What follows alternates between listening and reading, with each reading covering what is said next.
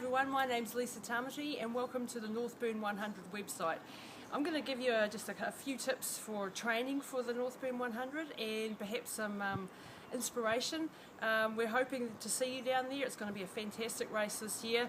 The first race last year was done in some pretty wild weather, so tip number one, make sure you've got really good warm clothing. You need good jackets, good thermals. I know it's the middle of summer, but believe me, up there it can be -degrees, it can be snowing, so you must have the right gear.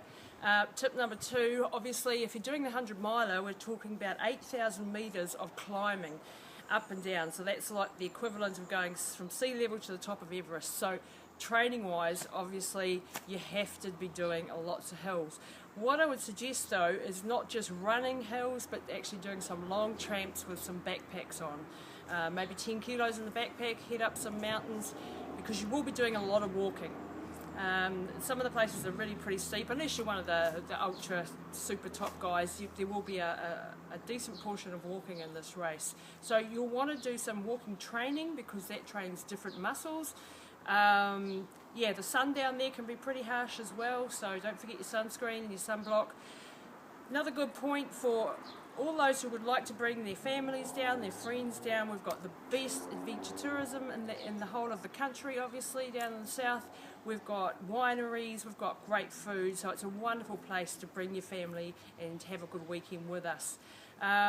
We're looking forward to seeing you. If you're doing the 50 or the 100k for the first people who are new to ultramarathon running, a really good place to start doing the 50k.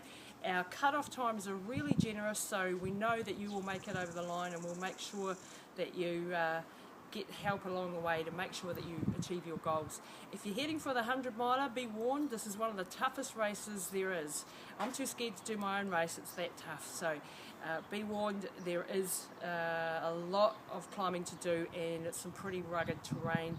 You're going to be going through at least one night, if not into the second night. So if you are going for the 100 miler, be warned, this is a really toughie. But it's also very spectacular and we'll be looking after you absolutely brilliantly, we promise. Okay, that's it from me. We'll see you at the race.